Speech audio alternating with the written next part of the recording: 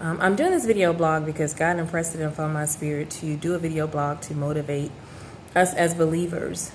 A lot of us are going through difficult situations right now, and we feel like we have to go through them alone when that's actually what the enemy wants. He wants us to separate because he knows there's strength in unity. The Bible said where two or three come together, there and I'm in the midst. He also said if you touch and agree, you can ask what you have, what you say, and you can have it. Sorry, my bad. But so one of the tools and tactics that the enemy uses is isolation. He wants to pull us away from those that believe as radical as we do, those that want the same things in life as we do, are those that want you to succeed and do well. And he tries to keep us isolated and alone. That way we won't have any help. But the devil is a liar, and I am going to start doing these motivational messages just so you can know that there's someone out there who is listening, someone out there who cares, and that God is speaking through them to bless you. So the very first thing that I want to talk about is when God gave me this, I was standing in the bathroom. Notice I said standing in the bathroom. Standing. I was not using the toilet. I was standing in the bathroom. I was fixing my hair. So I was standing in the bathroom fixing my hair, and I was looking at myself in the mirror, and I began to question God. Let me take that back. I began to ask God some questions. Now, I know a lot of you are saying, she said she was questioning God, asking God questions. Well, you can't question God. You're right, you can't. You cannot question God, but you can ask God a question. And there's a difference. There's a big difference. So, as I was saying, I was asking God some questions, and Lord, why is this happening? And why am I going through this? And why have I experienced that? And, what would make it different next time? And what do I need to do? And how can I be better? And why would this person do that to me? And why would she say that? Or why would he do that? And how could they lie? And I was just begin to just pour out and ask God all these questions about what was going on in my personal situation. And he gave me a simple answer. He said, I have to send people to push you. Why? That's what I'm thinking, but I didn't say that. I just listened. I just listened. And so he said, I have to send people to push you. Because when people push you, you press. And I said, when people push me, I press.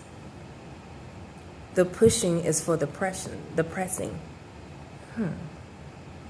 pushing is for the pressing. He said, now people will never be able to press you, but they can push you.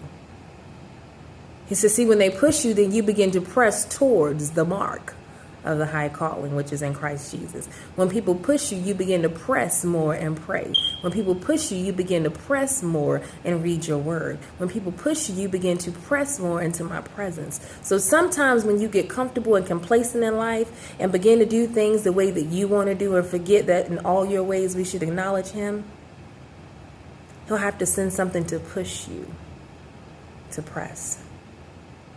Push you to press. The blessing is in the pressing. We've heard that before, and it is so true. The blessing is in the pressing.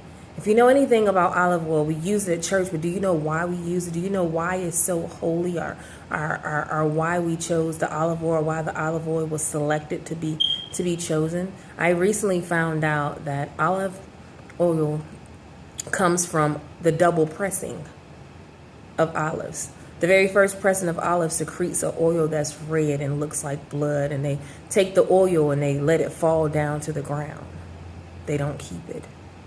The second pressing comes from putting all the olives in between these two like big metal bars, and they press it, and that's when we get the olive oil that we now use, that can be used for so many different things. So a double press gives us the olive oil that we use, that's used for so many different things. Olive tree, the olive branch, the bird brought back, the dove brought back the olive branch with Noah. The olive branch is used as a sign of peace. They say, I extended the olive branch. It's used as a sign of peace. Olive trees are strong. Their wood can be used and turned and created into all kinds of beautiful furniture because the wood is so strong. Their roots run deep. The roots run really deep. But in order to get what is needed for us to use the actual oil from the olive, it has to go through a double pressing. A double pressing. So sometimes in order for God to get what he needs out of us, we have to go through a double pressing. So if you find yourself in the same situation that you were in once before, no worries. No worries at all. Because sometimes in order for God to get what he needs to use out of you, you have to go through a double pressing. Just remember, the blessing is in the pressing. All right.